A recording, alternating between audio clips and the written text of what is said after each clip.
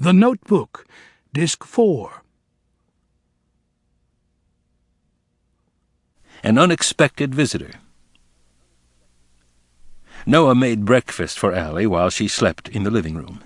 Bacon, biscuits, and coffee, nothing spectacular. He set the tray beside her as she woke up, and as soon as they had finished eating, they made love again.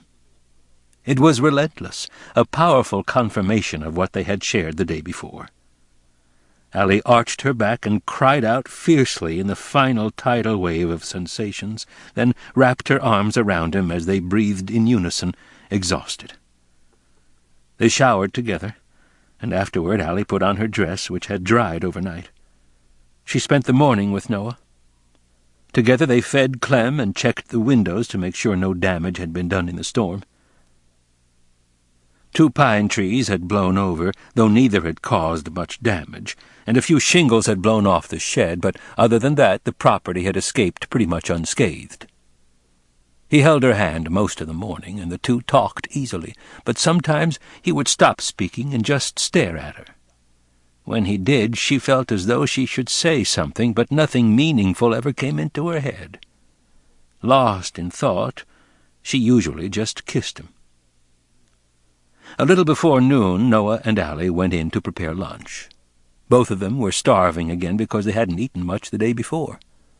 Using what he had on hand, they fried some chicken and baked another batch of biscuits, and the two of them ate on the porch, serenaded by a mockingbird.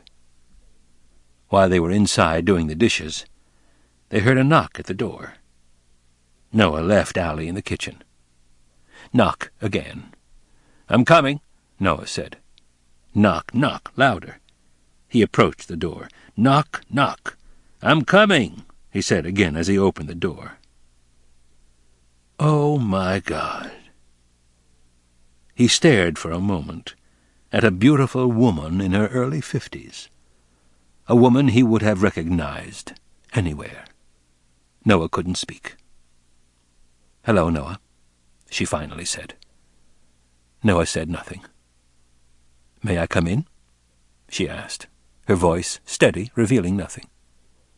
He stammered out a reply as she walked past him, stopping just before the stairs. "Who is it?" Allie shouted from the kitchen, and the woman turned at the sound of her voice.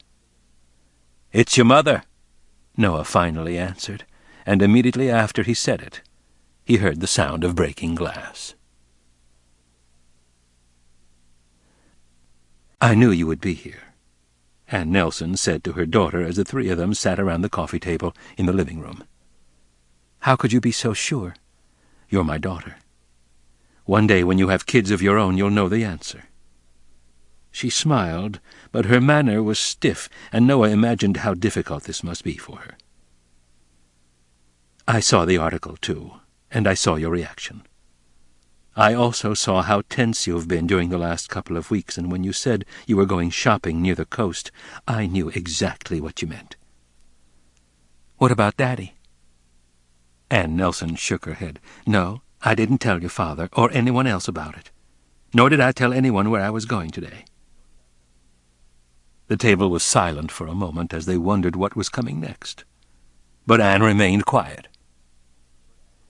"Why did you come?" Allie finally asked. Her mother raised an eyebrow. "I thought I would be the one to ask that question." Allie paled. "I came because I had to," her mother said, "which I'm sure is the same reason you came. Am I right?" Allie nodded. Anne turned to Noah. "These last couple of days must have been full of surprises." "Yes," he answered simply, and she smiled at him. "I know you don't think so, but I always liked you, Noah. I just didn't think you were right for my daughter. Can you understand that?" He shook his head as he answered, his tone serious. "No, not really. It wasn't fair to me, and it wasn't fair to Allie. Otherwise, she wouldn't be here." She watched him as he answered, but she said nothing. Allie, sensing an argument, cut in. "What do you mean when you say you had to come? Don't you trust me?" Anne turned back to her daughter. "This has nothing to do with trust. This has to do with Lon. He called the house last night to talk to me about Noah, and he's on his way here right now. He seemed very upset. I thought you'd want to know." Allie inhaled sharply. "He's on his way?" "As we speak. He arranged to have the trial postponed until next week. If he's not in New Bern yet, he's close." "What did you say to him?" "Not much, but he knew. He had it all figured out. He remembered my telling him about Noah a long time ago." Allie swallowed hard. "Did you tell him I was here?" "No, and I won't. That's between you and him. But knowing him, I'm sure he'll find you here if you stay. All it takes is a couple of phone calls to the right people. After all, I was able to find you." Allie, though obviously worried, smiled at her mother. "Thank you," she said, and her mother reached for her hand. "I know we've had our differences, Allie, and that we haven't seen eye to eye on everything. I'm not perfect. But I did the best I could with raising you. I'm your mother, and I always will be. That means I'll always love you." Allie was silent for a moment, then, "What should I do?" "I don't know, Allie. That's up to you. But I would think about it. Think about what you really want."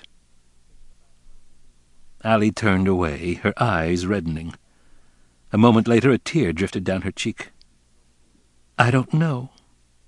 She trailed off, and her mother squeezed her hand.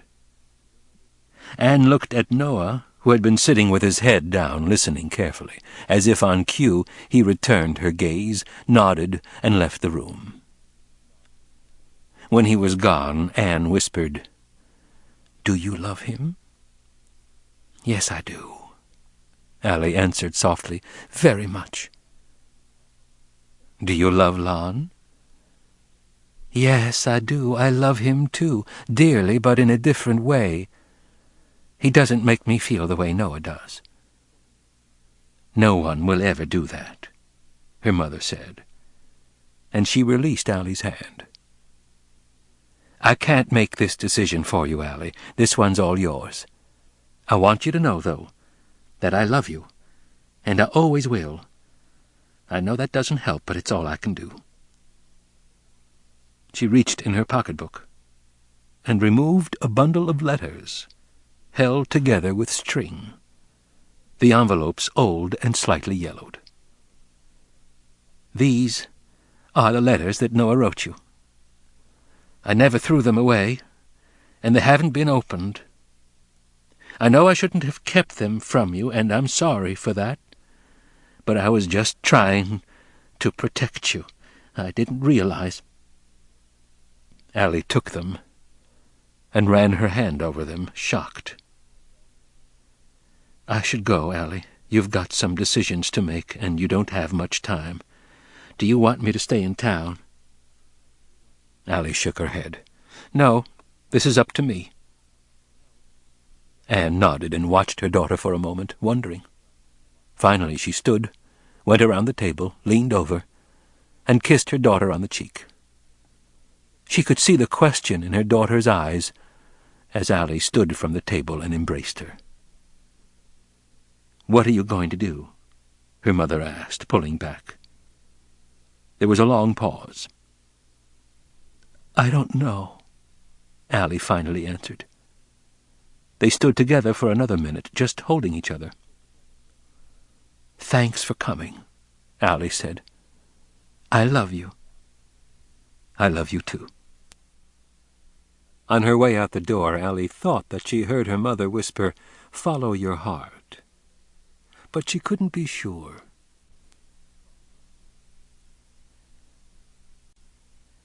Crossroads. Noah opened the door for Anne Nelson as she went out. "Goodbye, Noah," she said quietly. He nodded without speaking. There wasn't anything else to say. They both knew that. She turned from him and left, closing the door behind her. Noah watched her walk to her car, get in, and drive away without looking back. She was a strong woman, he thought to himself, and he knew where Allie got it from. Noah peeked in the living room, saw Allie sitting with her head down, then went to the back porch, knowing that she needed to be alone. He sat quietly in his rocker and watched the water drifting by as the minutes passed. After what seemed like an eternity, he heard the back door open. He didn't turn to look at her just then. For some reason he couldn't, and he listened as she sat in the chair beside him. "I'm sorry," Allie said. "I had no idea this would happen." Noah shook his head. "Don't be sorry. We both knew it was coming in some form or another." "It's still hard." "I know." He finally turned to her, reaching for her hand. "Is there anything I can do to make it easier?" She shook her head. "No, not really. I have to do this alone. Besides, I'm not sure what I'm going to say to him yet." She looked down, and her voice became softer and a little more distant, as if she were talking to herself. "I guess it depends on him and how much he knows. If my mother was right, he may have suspicions, but he doesn't know anything for sure." Noah felt a tightness in his stomach. When he finally spoke, his voice was steady, but she could hear the pain in it. "You're not going to tell him about us, are you?" "I don't know. I really don't. While I was in the living room, I kept asking myself what I really wanted in my life." She squeezed his hand. "And do you know what the answer was? The answer was that I wanted two things. First, I want you. I want us. I love you, and I always have." She took a deep breath before going on. "But I also want a happy ending without hurting anyone. And I know that if I stayed, people would be hurt, especially Lon. I wasn't lying when I told you that I love him. He doesn't make me feel the same way you do, but I care for him. And this wouldn't be fair to him. But staying here would also hurt my family and friends. I would be betraying everyone I know. I don't know if I can do that." "You can't live your life for other people. You've got to do what's right for you, even if it hurts some people you love." "I know," she said. "But no matter what I choose, I have to live with it. Forever. I have to be able to go forward and not look back any more. Can you understand that?" He shook his head and tried to keep his voice steady. "Not really. Not if it means losing you. I can't do that again." She didn't say anything, but lowered her head. Noah went on. "Could you really leave me without looking back?" She bit her lip as she answered. Her voice was beginning to crack. "I don't know. Probably not." "Would that be fair to Lon?" She didn't answer right away. Instead, she stood, wiped her face, and walked to the edge of the porch where she leaned against the post. She crossed her arms and watched the water before answering quietly. "No." "It doesn't have to be like this, Allie," he said. "We're adults now. We have the choice we didn't have before. We're meant to be together. We always have been." He walked to her side and put his hand on her shoulder. "I don't want to live the rest of my life thinking about you and dreaming of what might have been. Stay with me, Allie." Tears began to fill her eyes. "I don't know if I can," she finally whispered. "You can. Allie, I can't live my life happily knowing you're with someone else. That would kill a part of me.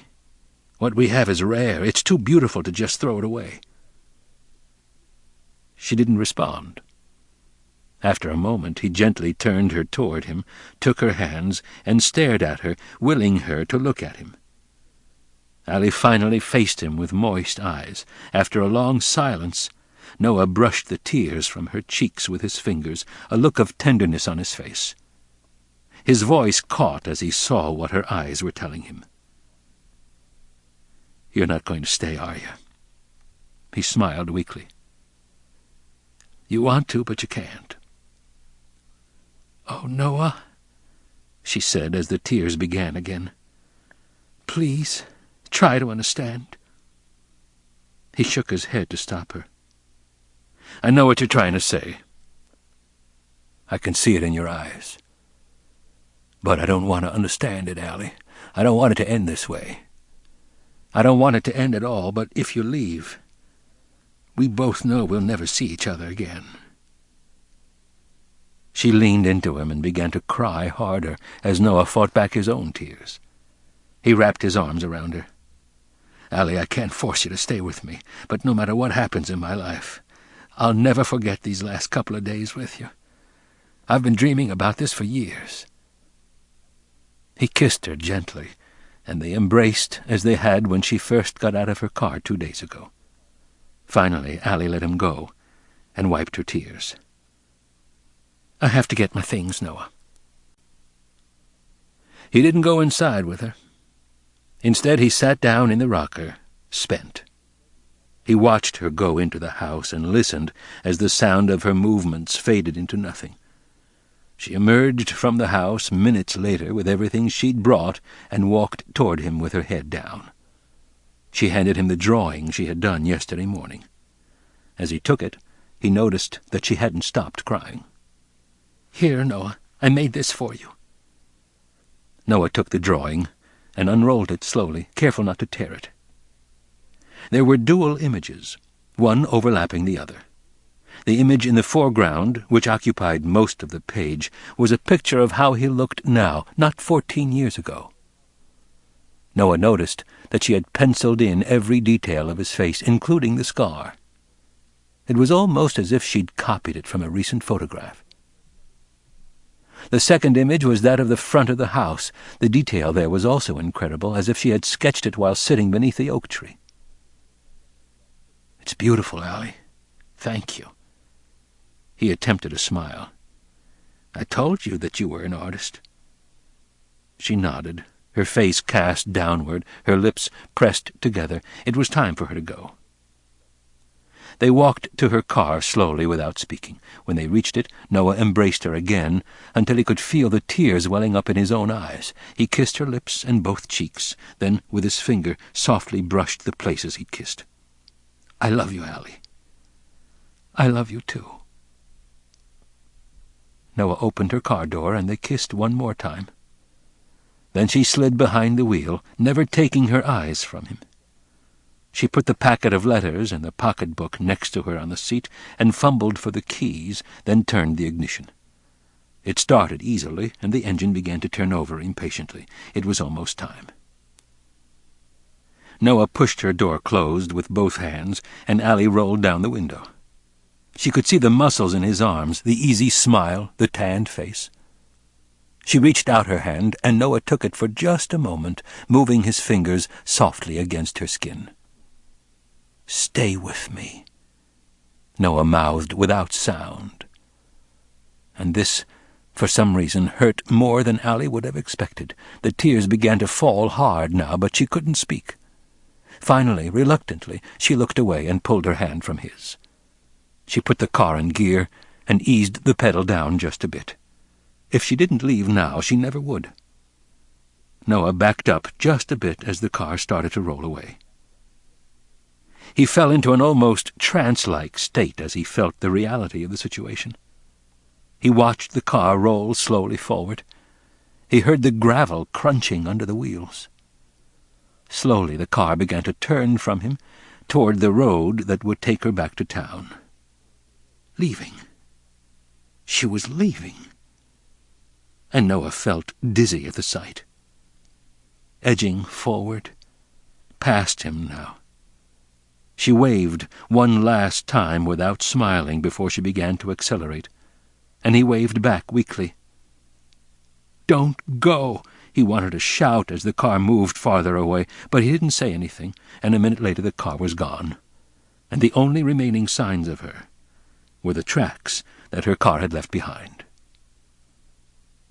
He stood there without moving for a long time. As quickly as she had come, she was gone.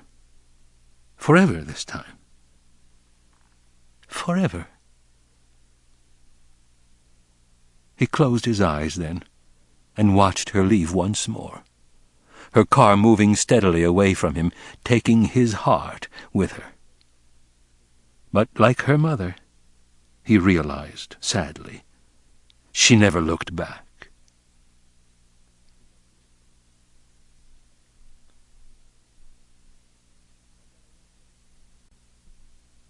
A letter from yesterday. Driving with tears in her eyes was difficult, but she went on anyway, hoping that instinct would take her back to the inn. She kept the window rolled down, thinking the fresh air might help clear her mind. But it didn't seem to help. Nothing would help. She was tired, and she wondered if she would have the energy she needed to talk to Lon. And what was she going to say? She still had no idea, but hoped that something would come to her when the time came. It would have to. By the time she reached the drawbridge that led to Front Street, she had herself a little more under control. Not completely, but well enough, she thought, to talk to Lon. At least, she hoped so. Traffic was light, and she had time to watch strangers going about their business as she drove through Newbern. At a gas station, a mechanic was looking under the hood of a new automobile, while a man, presumably its owner, stood beside him. 2 women were pushing baby carriages just outside Hoffman Lane, chatting between themselves while they window shopped. In front of Hearn's Jewelers, a well-dressed man walked briskly, carrying a briefcase. She made another turn and saw a young man unloading groceries from a truck that blocked part of the street. Something about the way he held himself, or the way he moved, reminded her of Noah harvesting crabs at the end of the dock. She saw the inn just up the street while she was stopped at a red light. She took a deep breath when the light turned green, and drove slowly until she reached the parking lot that the inn shared with a couple of other businesses. She turned in, and saw Lon's car sitting in the first spot. Although the one next to it was open, she passed it and picked a spot a little farther from the entrance. She turned the key and the engine stopped promptly. Next, she reached into the glove compartment for a mirror and brush, finding both sitting on top of a map of North Carolina. Looking at herself, she saw her eyes were still red and puffy. Like yesterday after the rain, as she examined her reflection, she was sorry she didn't have any makeup, though she doubted it would help much now. She tried pulling her hair back on one side, tried both sides, then, finally, gave up. She reached for her pocketbook, opened it, and once again looked at the article that had brought her here. So much had happened since then. It was hard to believe it had been only 3 weeks. It felt impossible to her that she had arrived only the day before yesterday. It seemed like a lifetime since her dinner with Noah. Starlings chirped in the trees around her. The clouds had begun to break up now, and Allie could see blue in between patches of white. The sun was still shaded, but she knew it would only be a matter of time. It was going to be a beautiful day. It was the kind of day she would have liked to spend with Noah, and as she was thinking about him, she remembered the letters her mother had given her and reached for them. She untied the packet and found the first letter he had written her. She began to open it, then stopped, because she could imagine what was in it. Something simple, no doubt. Things he'd done, memories of the summer, perhaps some questions.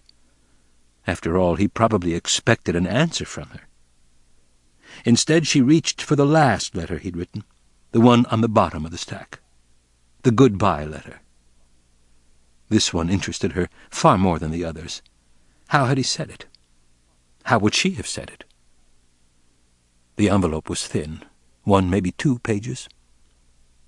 Whatever he had written wasn't too long. First, she turned it over and checked the back. No name, just a street address in New Jersey. She held her breath as she used her fingernail to pry it open. Unfolding it, she saw it was dated March 1935. 2.5 years without a reply. She imagined him sitting at an old desk, crafting the letter, somehow knowing this was the end. And she saw what she thought were tear stains on the paper. Probably just her imagination. She straightened the page and began to read in the soft white sunlight that shone through the window. My dearest Allie, I don't know what to say any more, except that I couldn't sleep last night because I knew that it is over between us. It is a different feeling for me, one that I never expected, but looking back, I suppose it couldn't have ended another way. You and I were different. We came from different worlds, and yet you were the one who taught me the value of love. You showed me what it was like to care for another, and I am a better man because of it. I don't want you to ever forget that. I am not bitter because of what has happened. On the contrary, I am secure in knowing that what we had was real, and I am happy we were able to come together for even a short period of time. And if in some distant place in the future we see each other in our new lives, I will smile at you with joy and remember how we spent a summer beneath the trees, learning from each other and growing in love.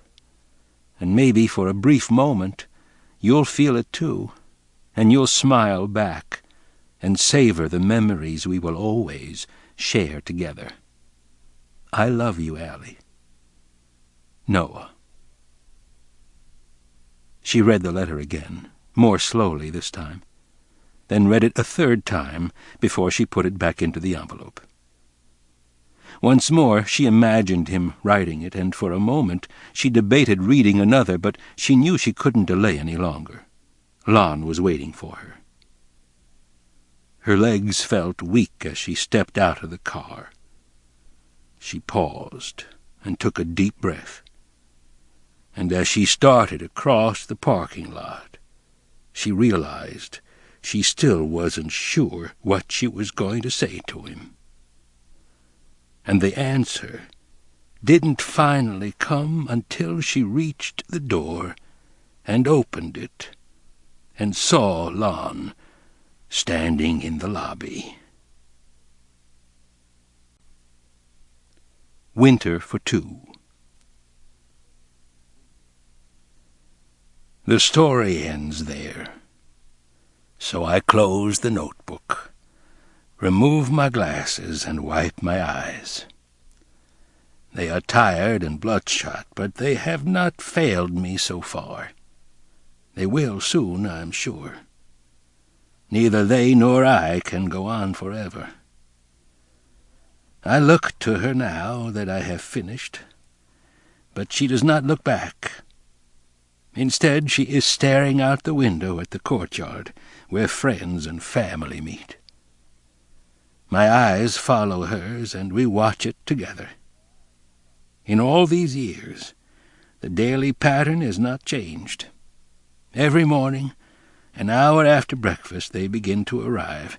Young adults, alone or with family, come to visit those who live here.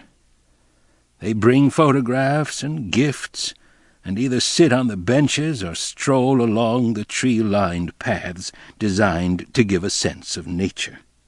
Some will stay for the day, but most leave after a few hours, and when they do, I always feel sadness for those they've left behind. I wonder sometimes what my friends think as they see their loved ones driving off, but I know it's not my business, and I do not ever ask them, because I've learned that we're all entitled to have our secrets. But soon I will tell you some of mine. I place the notebook and magnifier on the table beside me, feeling the ache in my bones as I do so, and I realize once again how cold my body is. Even reading in the morning sun does nothing to help it. This does not surprise me any more, though, for my body makes its own rules these days. I am not completely unfortunate, however. The people who work here know me and my faults, and do their best to make me more comfortable. They have left me hot tea on the end table, and I reach for it with both hands. It is an effort to pour a cup, but I do so because the tea is needed to warm me, and I think the exertion will keep me from completely rusting away. But I am rusted now, no doubt about it. Rusted as a junked car 20 years in the Everglades. I have read to her this morning, as I do every morning, because it is something I must do. Not for duty, although I suppose a case could be made for this, but for another, more romantic reason. I wish I could explain it more fully right now, but it's still early, and talking about romance isn't really possible before lunch anymore, at least not for me. Besides, I have no idea how it's going to turn out, and to be honest, I'd rather not get my hopes up. We spend each and every day together now, but our nights are spent alone. The doctors tell me that I'm not allowed to see her after dark. I understand the reasons completely, and though I agree with them, I sometimes break the rules. Late at night, when my mood is right, I will sneak from my room and go to hers, and watch her while she sleeps. Of this she knows nothing. I'll come in and see her breathe, and know that had it not been for her, I would never have married. And when I look at her face, a face I know better than my own, I know that I have meant as much or more to her. And that means more to me than I could ever hope to explain. Sometimes when I am standing there, I think about how lucky I am to have been married to her for almost 49 years. Next month it will be that long. She heard me snore for the first 45, but since then we have slept in separate rooms. I do not sleep well without her. I toss and turn and yearn for her warmth, and lie there most of the night, eyes open wide, watching the shadows dance across the ceilings like tumbleweeds rolling across the desert. I sleep 2 hours if I'm lucky, and still I wake before dawn. This makes no sense to me. Soon this will all be over. I know this. She does not. The entries in my diary have become shorter and take little time to write. I keep them simple now, since most of my days are the same. But tonight I think I will copy a poem that one of the nurses found for me, and thought I would enjoy. It goes like this.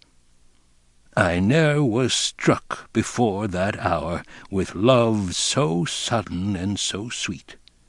Her face it bloomed like a sweet flower, and stole my heart away complete. Because our evenings are our own, I have been asked to visit the others. Usually I do, for I am the reader, and I am needed, or so I am told.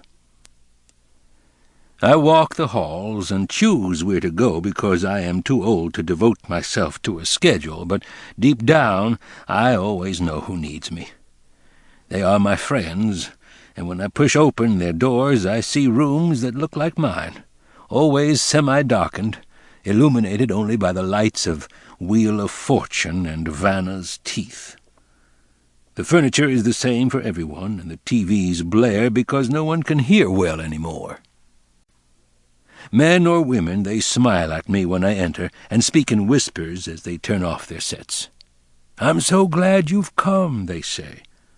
And then they ask about my wife. Sometimes I tell them. I might tell them of her sweetness and her charm, and describe how she taught me to see the world for the beautiful place it is. Or I tell them of our early years together, and explain how we had all we needed when we held each other under starry southern skies. On special occasions, I whisper of our adventures together, of art shows in New York and Paris, or the rave reviews from critics writing in languages I do not understand.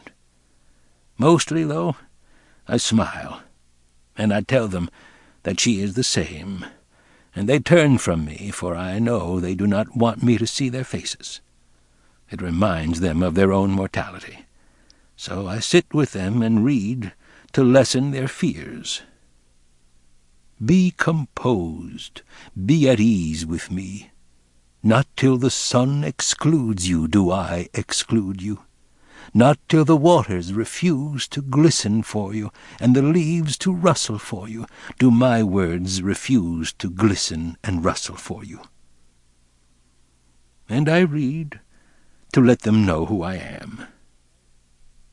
I wander all night in my vision, bending with open eyes over the shut eyes of sleepers, wandering and confused, lost to myself, ill-assorted, contradictory, pausing, gazing, bending, and stopping.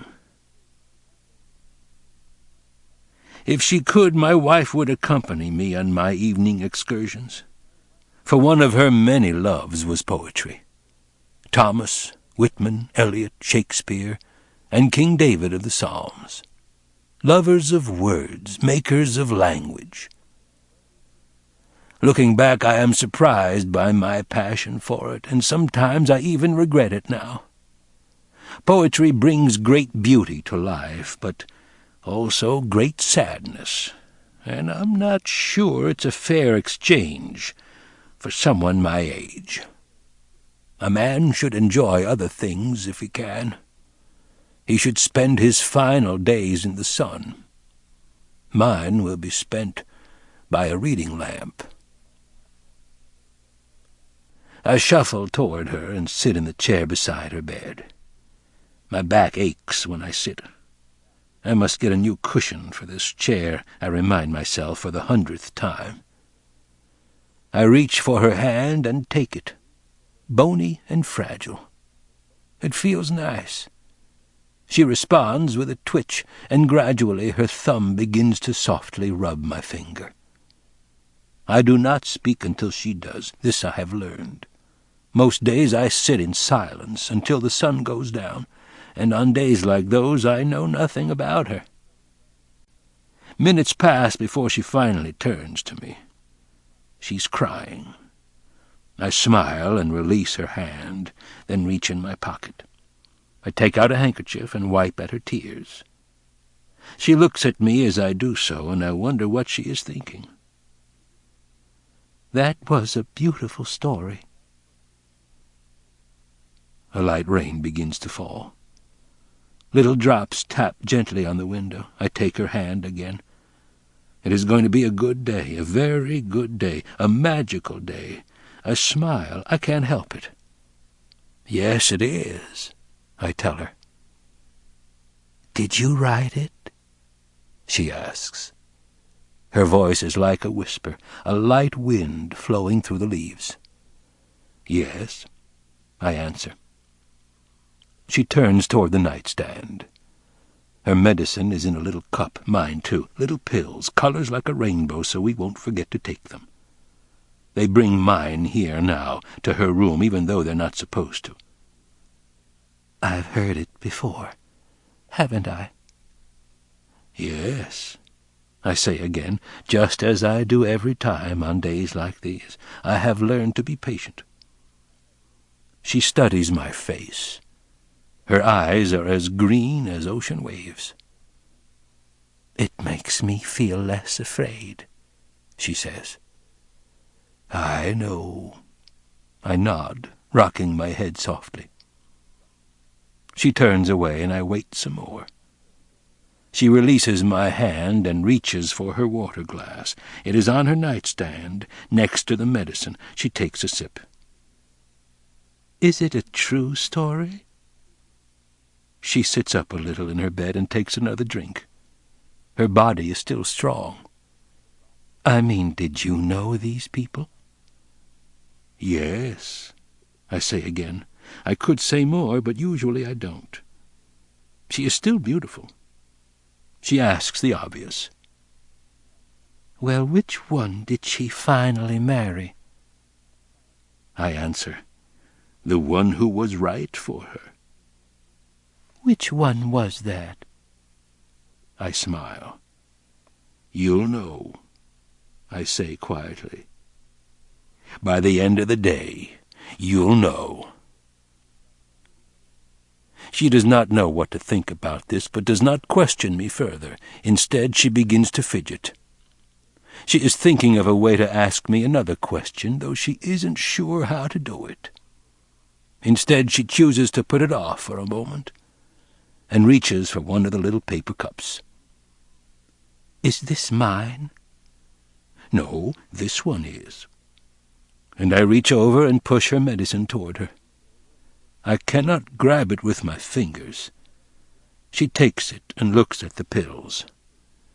I can tell by the way she's looking at them that she has no idea what they are for. I use both hands to pick up my cup and dump the pills into my mouth. She does the same. There is no fight today. That makes it easy. I raise my cup in a mock toast and wash the gritty flavor from my mouth with my tea. It is getting colder. She swallows on faith and washes them down with more water. A bird starts to sing outside the window, and we both turn our heads. We sit quietly for a while, enjoying something beautiful together. Then it is lost, and she sighs. "I have to ask you something else," she says. "Whatever it is, I'll try to answer." "It's hard, though." She does not look at me, and I cannot see her eyes. This is how she hides her thoughts. Some things never change. "Take your time," I say. I know what she will ask. Finally she turns to me and looks into my eyes. She offers a gentle smile, the kind you share with a child, not a lover. "I don't want to hurt your feelings because you..." That was quite a lot of food for thought. Time for a short pause. Let the music soothe you and we'll be right back with more. You drive me crazy. I'm giving, baby. I love it, baby. Oh, you drive me crazy. Yeah, I'm giving, baby. 'Cause only you can drive me crazy. I love it, baby. Oh, you drive me crazy. I'm giving, baby. I love it, baby. Oh, you drive me crazy. Yeah, I'm giving, baby. 'Cause only you can drive me crazy. Oh, baby, baby, could you let me know I'm on you? Been so nice to me, but I wait. Her words will hurt me. They will tear a piece from my heart and leave a scar. Who are you?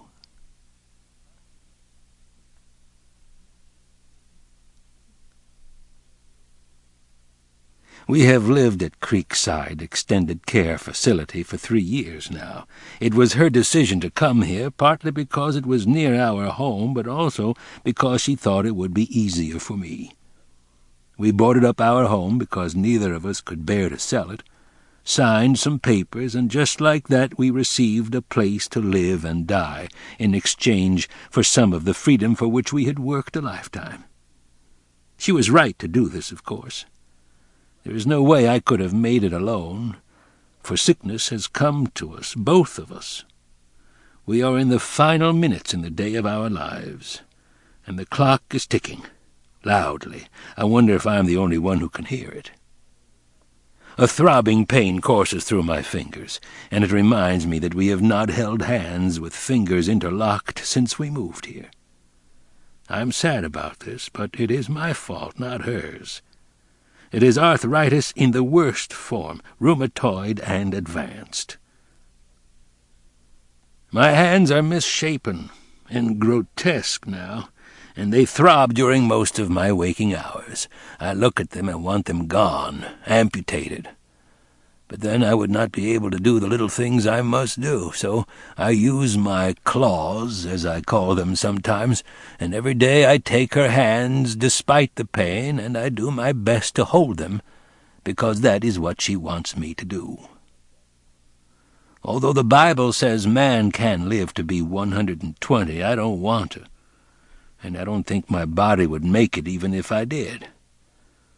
It is falling apart, dying one piece at a time, steady erosion on the inside and at the joints. My hands are useless, my kidneys are beginning to fail, and my heart rate is decreasing every month. Worse, I have cancer again, this time of the prostate. This is my third bout with the unseen enemy, and it will take me eventually, though not till I say it is time. The doctors are worried about me, but I am not. I have no time for worry in this twilight of my life. Of our 5 children, 4 are still living, and though it is hard for them to visit, they come often, and for this I am thankful. But even when they aren't here, they come alive in my mind every day, each of them, and they bring to mind the smiles and tears that come with raising a family. A dozen pictures line the walls of my room. They are my heritage, my contribution to the world. I am very proud. Sometimes I wonder what my wife thinks of them as she dreams, or if she thinks of them at all, or if she even dreams. There is so much about her I don't understand any more. I wonder what my daddy would think of my life, and what he would do if he were me. I have not seen him for 50 years, and he is now but a shadow in my thoughts. I cannot picture him clearly any more. His face is darkened as if a light shines from behind him. I'm not sure if this is due to a failing memory or simply the passage of time. I have only one picture of him, and this too has faded. In another 10 years it will be gone, and so will I, and his memory will be erased like a message in the sand. If not for my diaries, I would swear I had lived only half as long as I have. Long periods of my life seem to have vanished, and even now I read the passages and wonder who I was when I wrote them, for I cannot remember the events of my life. There are times I sit and wonder where it all has gone. My name, I say, is Duke. I have always been a John Wayne fan. Duke, she whispers to herself. Duke. She thinks for a moment, her forehead wrinkled, her eyes serious. Yes, I say, I'm here for you, and always will be, I think to myself. She flushes with my answer. Her eyes become wet and red, and tears begin to fall. My heart aches for her, and I wish for the 1000th time that there was something I could do. She says, I'm sorry I don't understand anything that's happening to me right now. Even you. When I listen to you talk, I feel like I should know you, but I don't. I don't even know my name. She wipes at her tears and says, Help me, Duke. Help me remember who I am, or at least who I was. I feel so lost. I answer from my heart, but I lie to her about her name, as I have about my own. There's a reason for this. You are Hannah, a lover of life, a strength to those who shared in your friendships. You are a dream, a creator of happiness, an artist who has touched 1,000 souls. You've led a full life and wanted for nothing because your needs are spiritual and you have only to look inside you. You are kind and loyal, and you are able to see beauty where others do not. You are a teacher of wonderful lessons, a dreamer of better things. I stop for a moment and catch my breath. Then, Hannah, there is no reason to feel lost, for nothing is ever really lost or can be lost. No birth, identity, form, no object of the world, nor life, nor force, nor any visible thing. The body, sluggish, aged, cold, the embers left from earlier fires, shall duly flame again. She thinks about what I have said for a moment. In the silence I look toward the window and notice that the rain has stopped now. Sunlight is beginning to filter into her room. She asks, "Did you write that?" "No, that was Walt Whitman." "Who?" "A lover of words, a shaper of thoughts." She does not respond directly. Instead, she stares at me for a long while, until our breathing coincides. In, out, in, out, in, out. Deep breaths. I wonder if she knows. I think she's beautiful.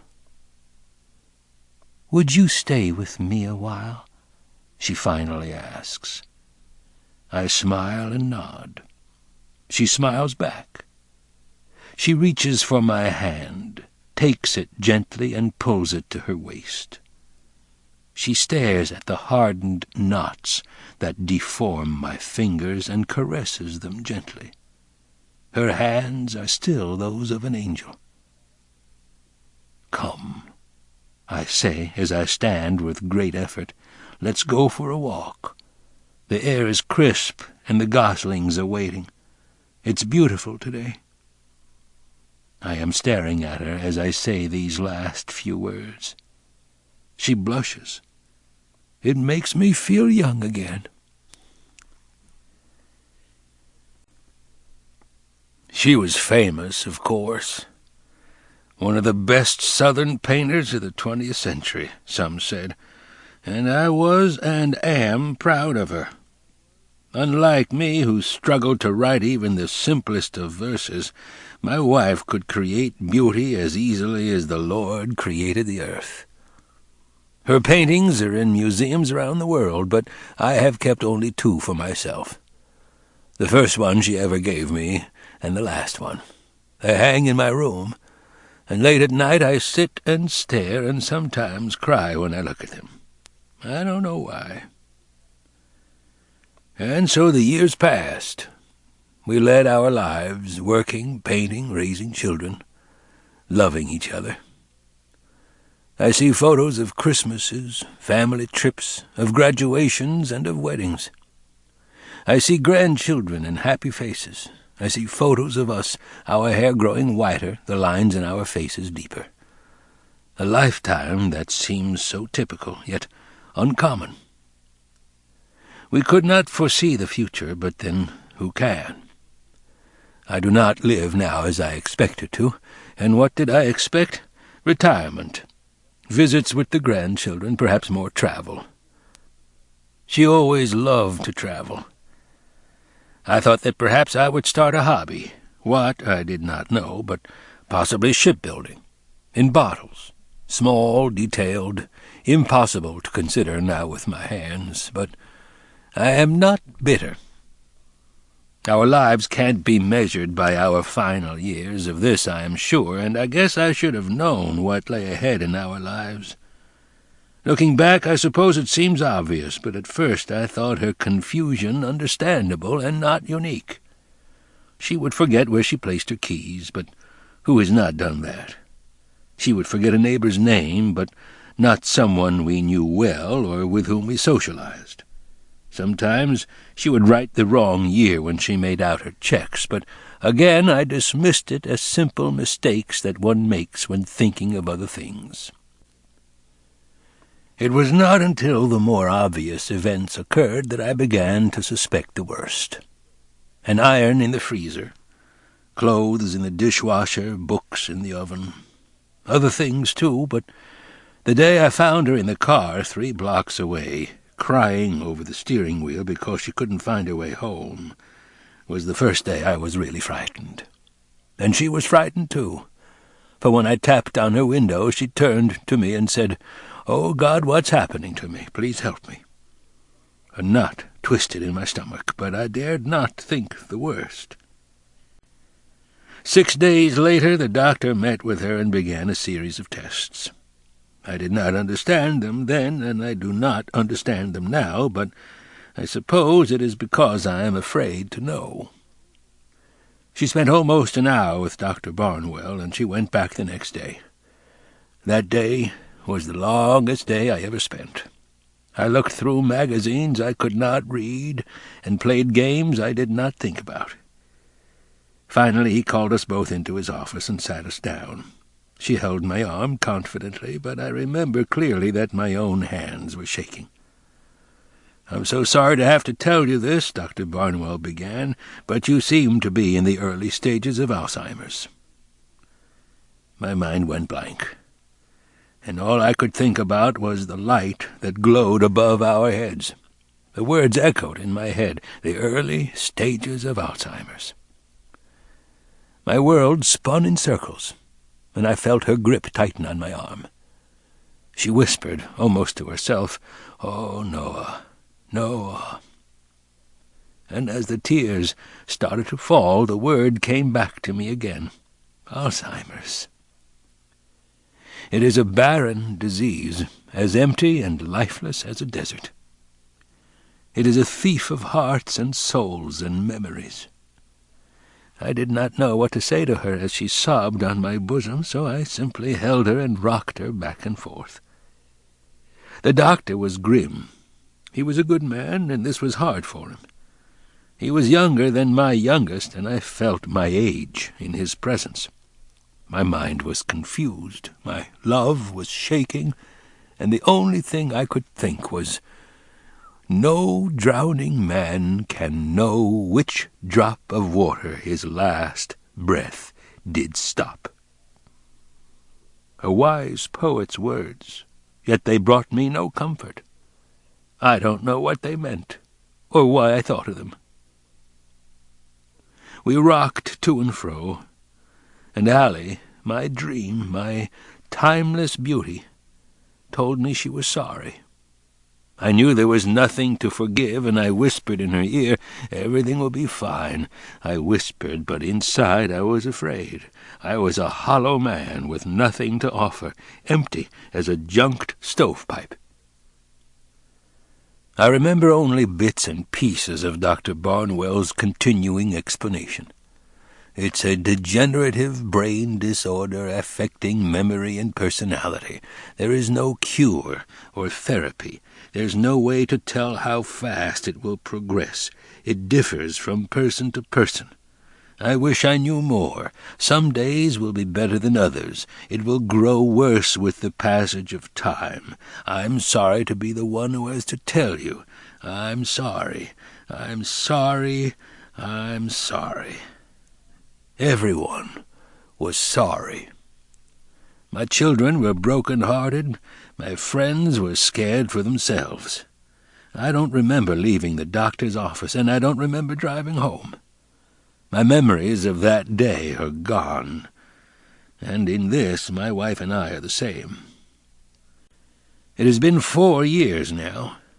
Since then we have made the best of it, if that is possible. Allie organized, as was her disposition. She made arrangements to leave the house and move here. She rewrote her will and sealed it.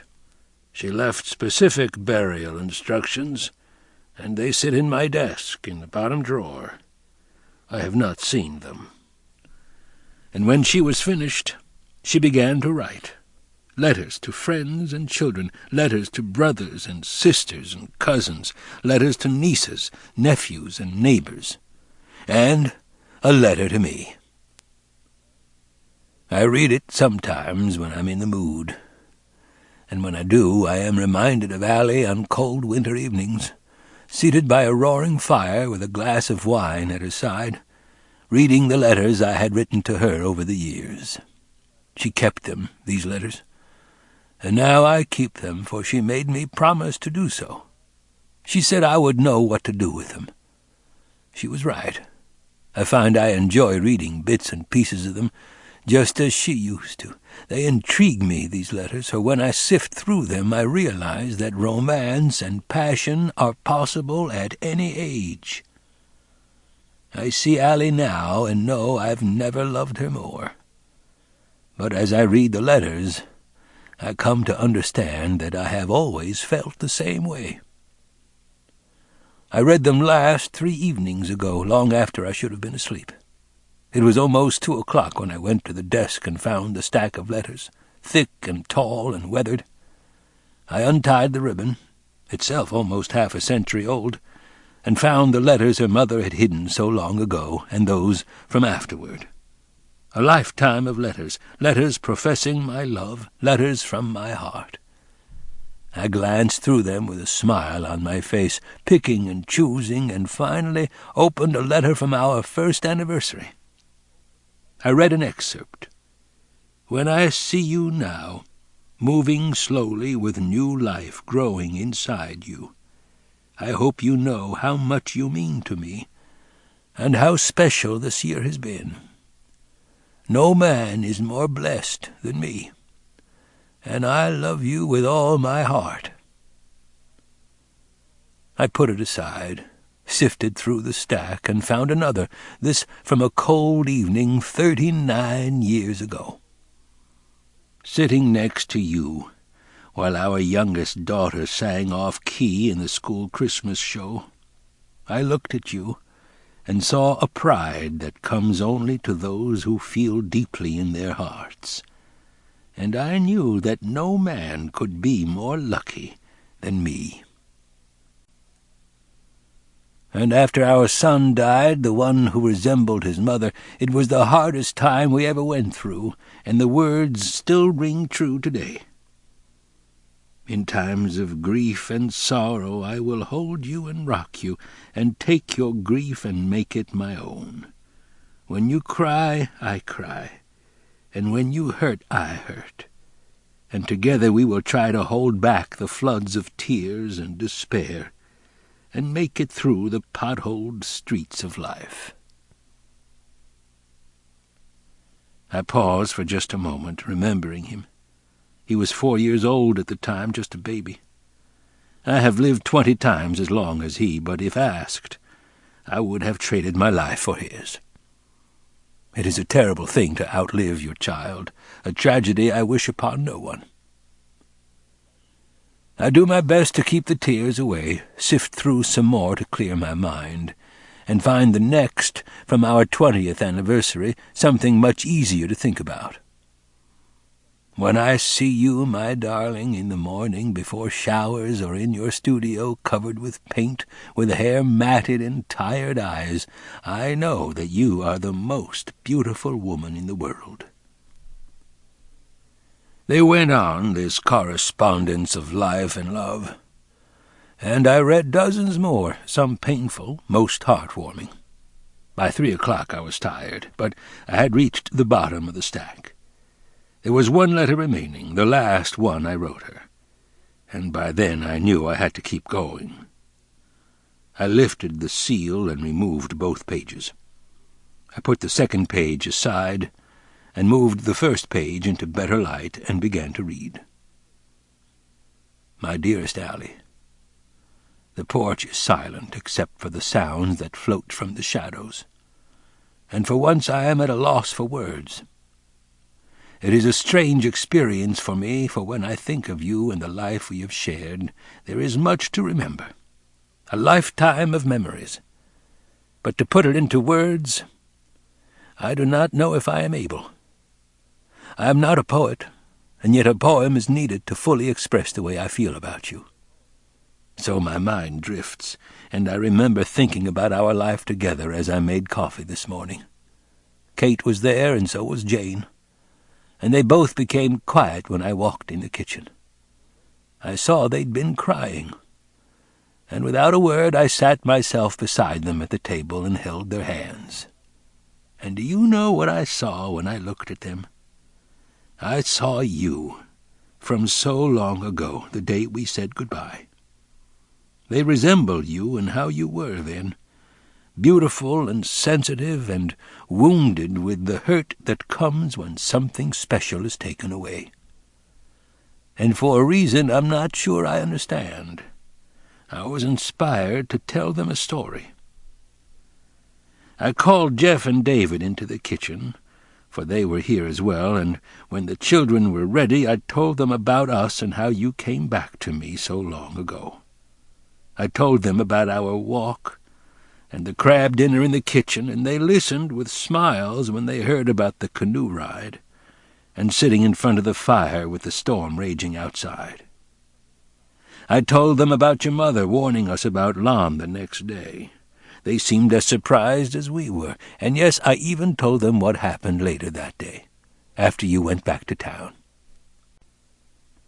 That part of the story has never left me, even after all this time. Even though I wasn't there, you described it to me only once, and I remember marveling at the strength you showed that day. I still cannot imagine what was going through your mind when you walked into the lobby and saw Lon, or how it must have felt to talk to him.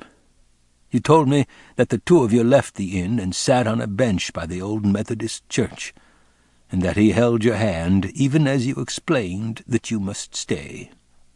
I know you cared for him, and his reaction proves to me he cared for you as well.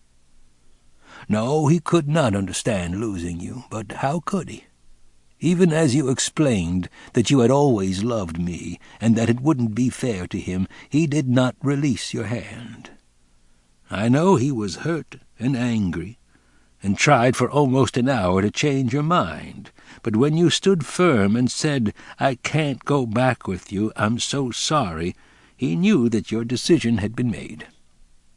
You said he simply nodded, and the two of you sat together for a long time without speaking. I have always wondered what he was thinking as he sat with you, but I'm sure it was the same way I felt only a few hours before. And when he finally walked you to your car, you said he told you that I was a lucky man.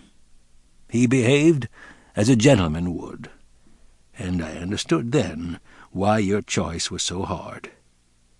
I remember that when I finished the story, the room was quiet until Kate finally stood to embrace me. "Oh, Daddy," she said with tears in her eyes. And though I expected to answer their questions, they did not ask any. Instead, they gave me something much more special. For the next 4 hours, each of them told me how much we, the two of us, had meant to them growing up. One by one, they told stories about things I had long since forgotten. And by the end, I was crying because I realized how well we had done with raising them. I was so proud of them, and proud of you, and happy about the life we have led. And nothing will ever take that away, nothing. I only wish you would have been here to enjoy it with me. After they left, I rocked in silence, thinking back on our life together. You are always here with me when I do so, at least in my heart, and it is impossible for me to remember a time when you were not a part of me. I do not know who I would have become had you never come back to me that day, but I have no doubt that I would have lived and died with regrets that thankfully I'll never know. I love you, Allie. I am who I am because of you. You are every reason, every hope, and every dream I've ever had. And no matter what happens to us in the future, every day we are together is the greatest day of my life. I will always be yours. And, my darling, you will always be mine. Noah.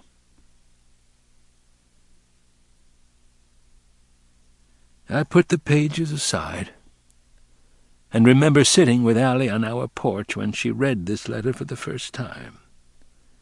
It was late afternoon, with red streaks cutting the summer sky, and the last remnants of the day were fading. The sky was slowly changing color, and as I was watching the sun go down, I remember thinking about that brief, flickering moment when day suddenly turns into night.